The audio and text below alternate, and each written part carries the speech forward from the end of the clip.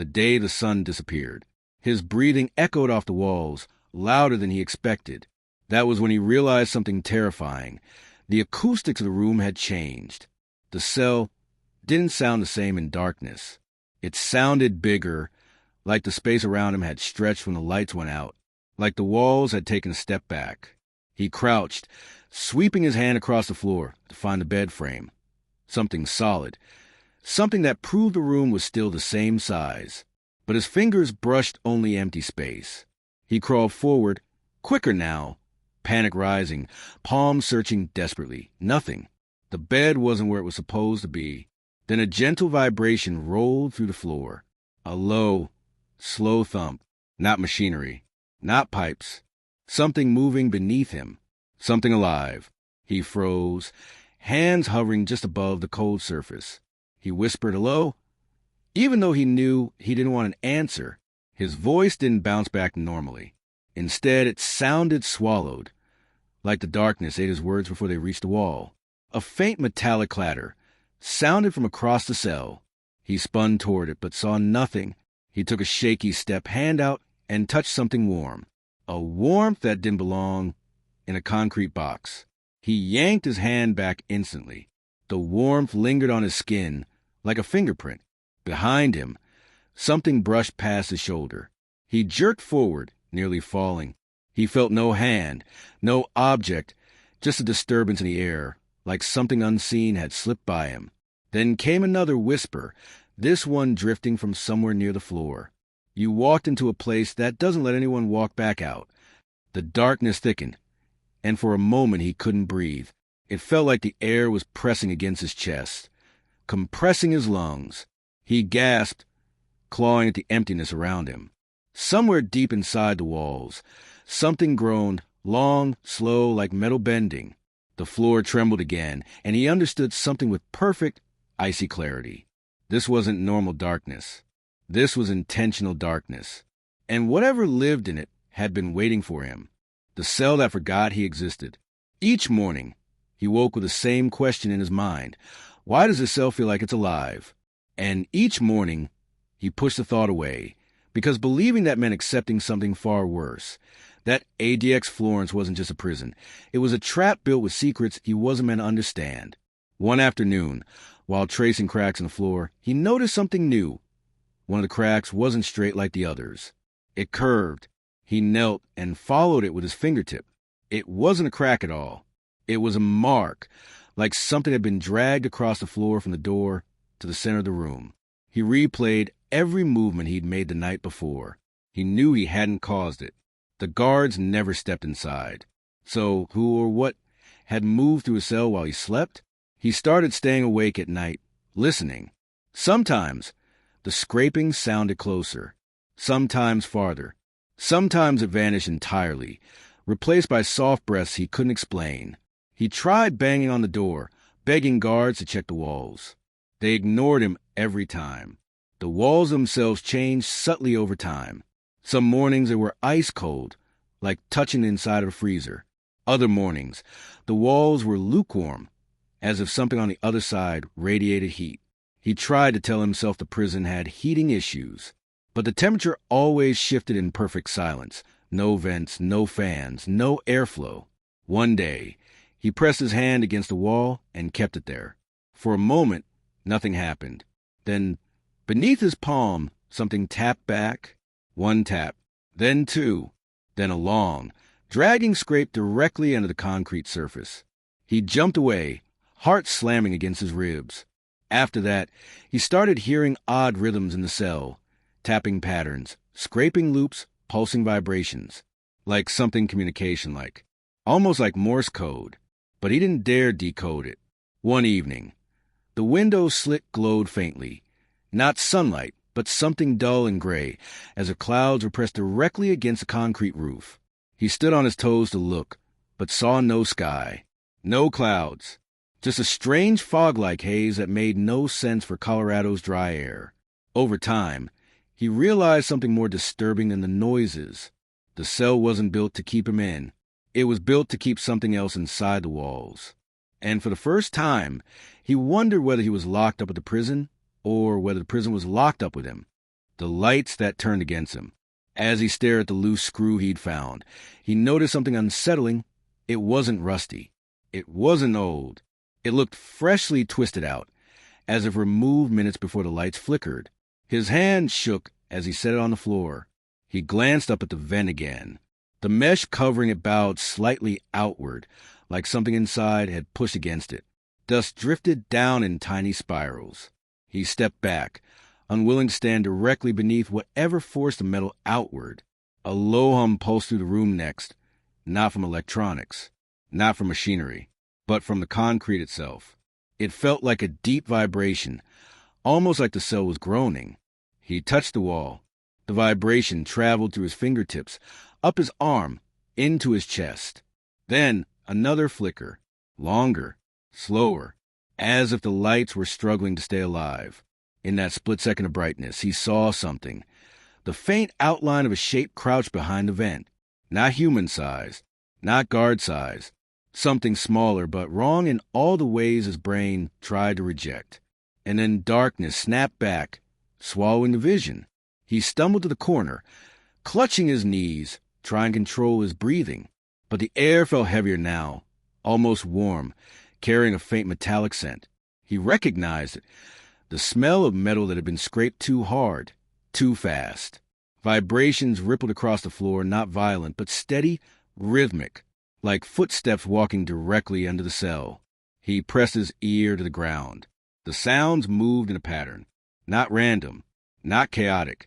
A slow, steady pace, something pacing beneath him. Then the pacing stopped. Silence. Stillness. Nothing. Until a soft cough sounded from behind the vent. Not human. Not animal. Something else. He backed away, eyes locked on the vent, praying the lights would return just long enough to show him nothing was there. But deep down, he already knew. Something in ADX Florence had woken up, and he wasn't sure the lights wanted to reveal it. The voice inside the walls. He backed into the far corner of the cell, breath shaking, ears straining for any hint of movement. The darkness had settled again, thick and absolute. Only the tiny hum of electricity in the distance reminded him that a world existed beyond this concrete coffin. He swallowed hard, trying to push down the fear rising like a tide inside his chest. He whispered, "Hello?" No answer, but somehow he felt heard. A faint pressure built in the air, like the room was inhaling. The concrete floor vibrated gently beneath him, like something massive had shifted somewhere deep beneath the prison. He slowly reached out, palm flat on the ground, and the vibration pulsed again through his fingertips. Then something new happened. A soft glow appeared, a tiny speck of light floating near the ceiling, barely visible. He blinked, unsure if it was his imagination. The light pulsed faintly twice, then vanished. It wasn't from the bulbs. It wasn't from the hallway. It came from inside the vent. He stared upward, waiting, listening. Suddenly, the scraping returned, but not as a slow drag this time. It was quicker, sharper, darting through the walls with intent. The sound zigzagged from one corner of the cell to another, moving far faster than any human could. His mind raced. Was someone trapped in the walls? Was it an animal? Was it something else entirely? On instinct, he pressed his back to the door, the only part of the cell that felt solid. The scraping halted again. Silence pressed in from all sides. He dared to take one step toward the middle of the room, and the wall behind him let out a low groan, as if responding to his movement. He froze. The groan became a deep rumble. The air shifted. Dust drifted down from the ceiling like falling snow. He had the overwhelming sensation that he was standing inside something that was waking up, something ancient, heavy, patient. Then, from inside the wall, a whisper came more clearly than ever before. "You're not supposed to hear me." He stumbled backward, heart slamming hard. The voice was low, drawn out, almost sad, not angry, not threatening. But it carried weight. A warning. A truth he wasn't meant to know. He pressed his hands against his ears, but the whisper cut through effortlessly. "We were here before you." Before prisoners? Before guards? Before the prison itself? He opened his mouth to speak, but the lights flickered violently. strobing the room in blinding flashes. With each flicker, the vent above him bulged more, as if something behind it were pushing to get through. Then everything went still. No scraping, no whisper, just the heavy sound of his breath. He wasn't alone in this cell. He hadn't been since the first night. But now, for the first time, he understood. Whatever lived inside ADX Florence's walls didn't want sunlight any more than he was allowed to see it. And the darkness was its world, not his. The thing that hides from the light. He presses back to the door, shaking. The whisper still echoed inside his mind. Don't let them turn the lights back on. Why? Why would something hiding in the walls fear the light returning? His breaths came fast and uneven. He dragged himself across the floor until he reached the corner opposite the vent, curling his knees to his chest. He kept his eyes locked on the ceiling, even though he could barely see anything in the darkness. Minutes passed, maybe hours. Time meant nothing inside ADX, but in darkness, it felt even stranger, like the seconds stretched into elastic threads, pulling tighter and tighter until they snapped. Then, somewhere above him, the vent rattled gently. He held his breath. The rattling grew louder. Metal screws began turning on their own, slowly twisting free. One by one, he watched their faint silhouettes fall to the floor, bouncing softly. His pulse skyrocketed. He pushed himself deeper into the corner, hands trembling uncontrollably. The mesh covering the vent bulged inward, denting with unnatural pressure, like something behind it was testing the strength of the metal. He whispered, "Stop, please stop." The vent froze mid-bulge, as if whatever was behind it heard him. Silence returned, but it was the wrong kind of silence. Not empty, not calm. This silence felt focused, like a presence listening to him breathe. He swallowed hard and forced out a shaky question. "Why are you here?" The darkness answered, not with words, not with whispers, but with a soft, rhythmic tapping from inside the wall. A pattern. 3 slow taps. 2 fast ones. A pause. 3 slow taps again. He didn't know Morse code, but it felt intentional, deliberate. The cell lights flickered again, once, twice, as if struggling between obedience and failure. In that instant of dim glow, he saw something horrifying. A thin, shadowy hand slipped back into the vent, retreating into total blackness. He choked on his breath, not because of fear, though he felt plenty, but because the hand wasn't shaped right. The fingers were too long. The joints bent wrong. It moved gently, almost cautiously, like it didn't want to be seen. Then the darkness reclaimed everything. He forced himself to crawl toward the center of the room. His palms dragged across the concrete, searching for anything. A weapon, a tool, a clue. But all he found was a cold indifference to the floor. A low groan drifted from deep inside the walls again, rolling through the room like distant thunder. Something ancient, something buried, something waking. He wasn't just trapped with it. He was inside its home, its shelter, its world without light. And now it knew he was aware. He whispered, voice cracking, "What do you want?" The answer came instantly, a soft voice sliding through the darkness. "Not you." A pause. Then, "Your light." His entire body went numb. He wasn't the target. The cell's brightness, the lights that never turn off, that was what the thing wanted, or needed, or feared. Then the scraping rushed downward from the vent, like a waterfall of claws. He curled up instinctively as the air split with a deep guttural hiss. Not animal, not human, something in between. And then, without warning, the lights flickered again, and again, longer this time, almost enough to reveal the shape crawling out of the vent. Almost. The darkness that learned his name. He scrambled across the floor, pushing himself backward until his spine hit the cold concrete wall. His palms burned from the friction, but the pain didn't matter. Not when that long, crooked finger was still feeling blindly beneath the door, testing the space, searching for movement. He tried to stay perfectly still, covering his mouth with shaking hands to silence the sound of his breathing. The finger scraped slowly, calmly, like someone tracing a pattern on a chalkboard. It followed the cracks in the floor, reached the center of the room, and then froze. Every muscle in his body locked. The finger retreated in one smooth motion, sliding back under the door with unnatural speed. But the scrape didn't stop. It continued inside the wall behind him. He spun around, pressing his back tighter against the concrete, terrified to put even an inch of distance between himself and something solid. Then he heard it. A voice, soft, dragging, almost thoughtful, whispering from inside the wall behind his head. "I know you now." His blood iced over instantly. He stood up, too fast, almost dizzy.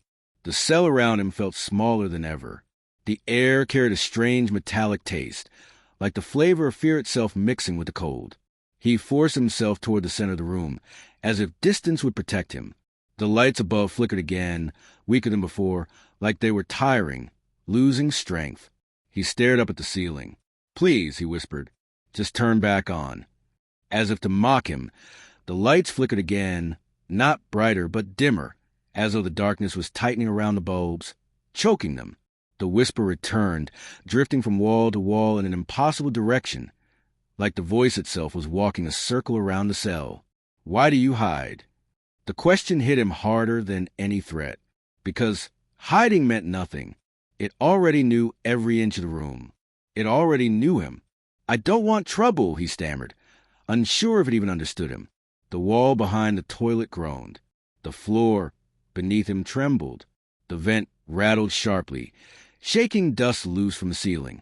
Then the dark voice whispered, "Your name." He staggered backwards. It spoke again, this time perfectly clear. Say his name exactly as a guard would during roll call. Same tone, same pacing, same emphasis. His legs went weak. "How do you?" He choked, but couldn't finish the sentence. The voice cut him off. "You said it in your sleep." He shook his head violently. He knew he hadn't spoken at all. He barely slept. The fear was too heavy, the noises too constant. And then, in the cold silence, he realized something worse. He had slept, not long, not deeply, but long enough. And in that moment of sleep, something in the wall had listened, watched, learned. His heart thudded painfully. "What do you want from me?" The lights buzzed once, weakly. The voice answered, to be seen. A deep thump echoed through the wall. Not scraping, not crawling. A single heavy impact, like a fist the size of a boulder punching through the concrete. Dust rained from above. Cracks began forming in the ceiling. He backed into the corner, choking on fear.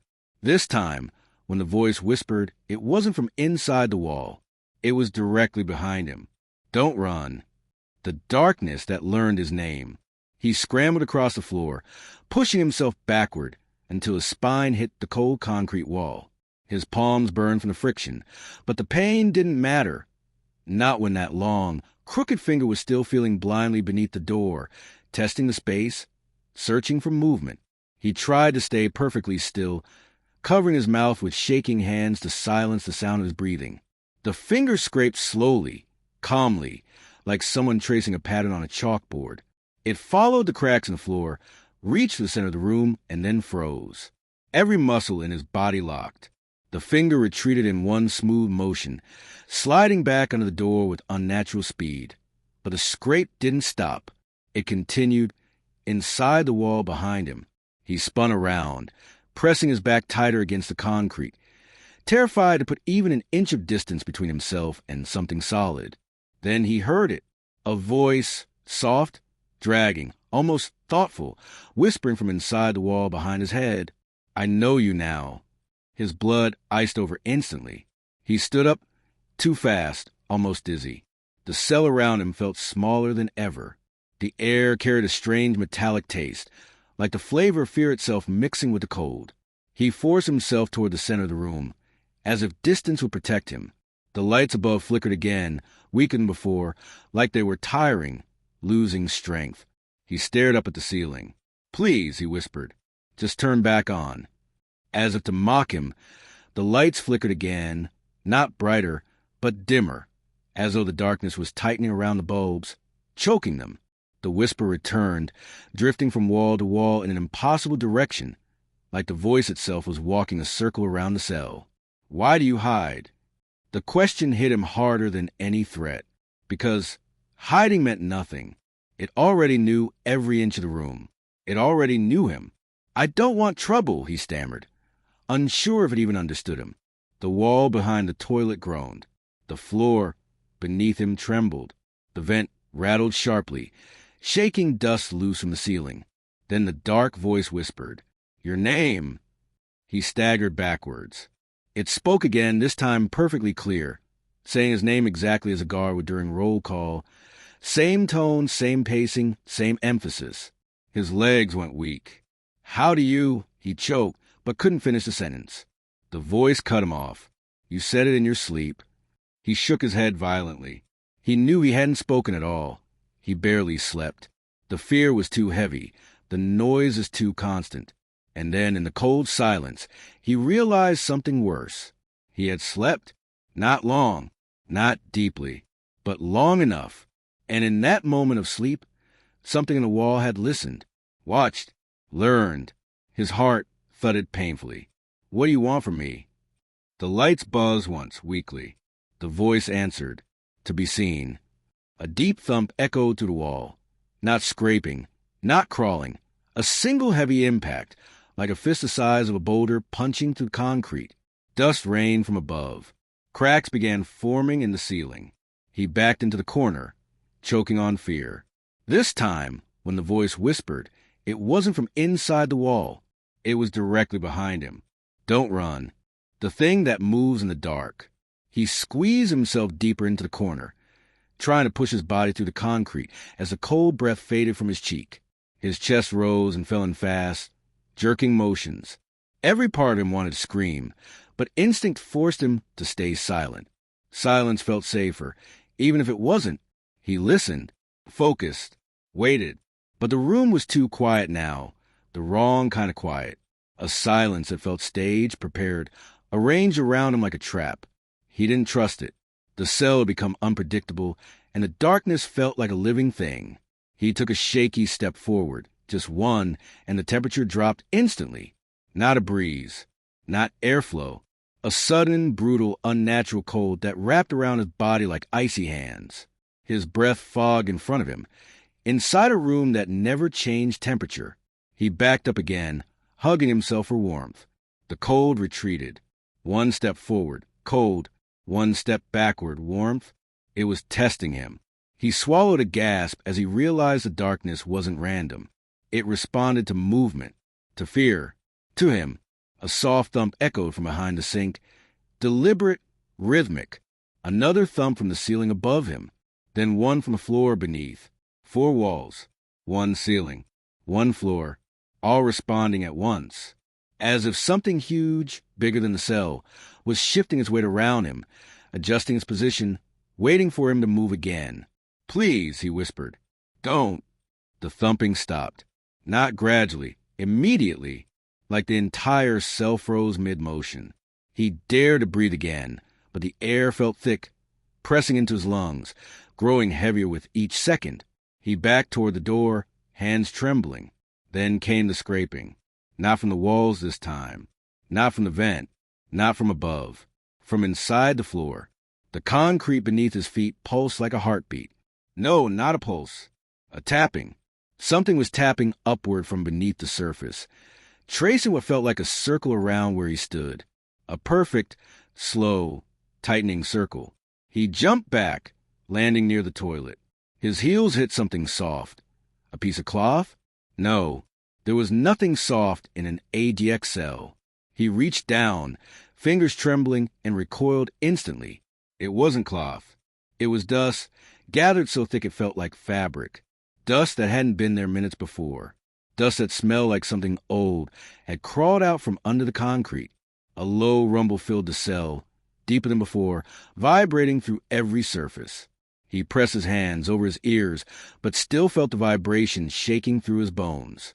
"What do you want?" he shouted, voice cracking. The cell answered with a whisper that seemed to come from every direction at once. "You came here so I wouldn't be alone." He staggered backward, horrified. The voice grew softer, sadder. "Now don't leave." A hand-shaped imprint pushed outward from the wall beside the vent, not breaking through, just stretching the concrete, like soft rubber.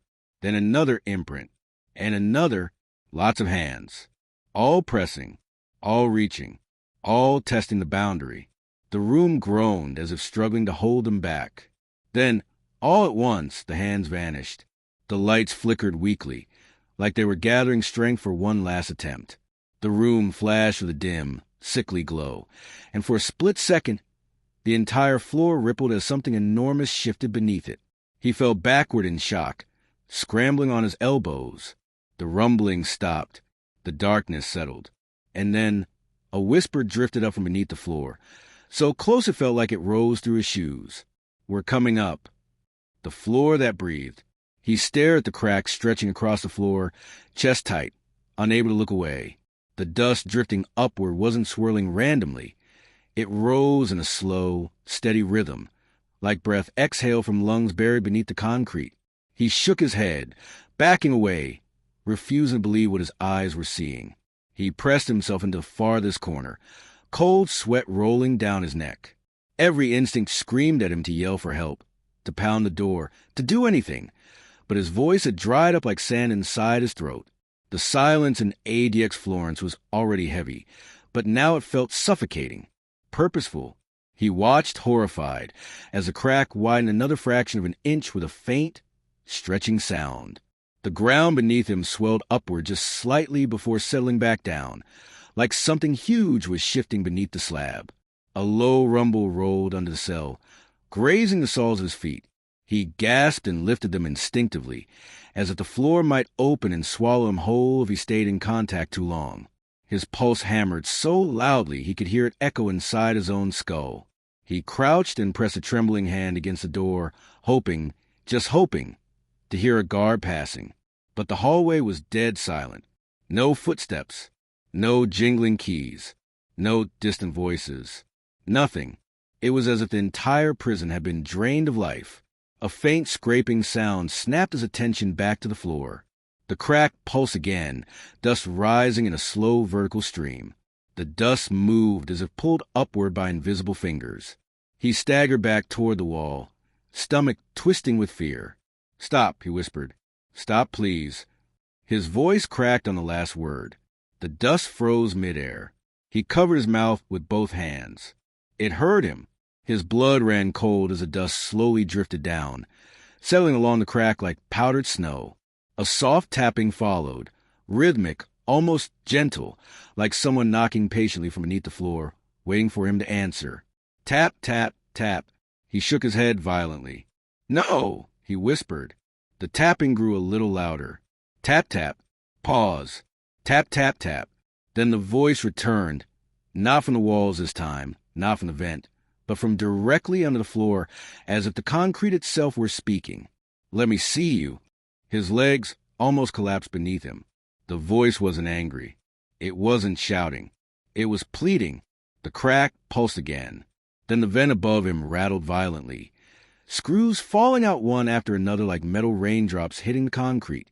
He stared up at it, paralyzed, as the mesh sagged inward. Something was coming in. Something was coming up. Something was trying to meet him. His breathing grew uneven, panic rising. He knew he had to keep his eyes on both the vent and the floor, but the darkness kept shifting, hiding things, revealing them only in flickers from the dying lights.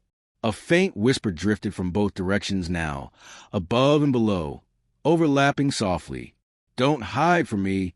He curled into himself, pressing his hand hard against his ears, but the sound slid through effortlessly, as if the prison itself was speaking inside his skull. The lights flickered again. Once, twice. On the second flicker, he saw it. A shadow hand, no body, no arm, just a hand made of darkness, slipping upward to the crack, as if the concrete were water. The lights died before he could see the rest, but he felt the presence rise. He felt the air shift. He felt the darkness lean toward him. And then the whisper came from only inches away. "Look at me." The darkness doesn't end here. What happened inside that ADX Florence cell was an accident. It wasn't a glitch. And it wasn't something the prison could ever admit to, because ADX Florence was designed to control men. But no one ever asked what was controlling it. The walls that scrape, the vents that breathe, The floor that cracks open like it's waking up. The voices that whisper when the lights go out. This wasn't just isolation. This was something else. Something ancient. Something hidden behind decades of concrete, steel, and silence. And the truth is simple.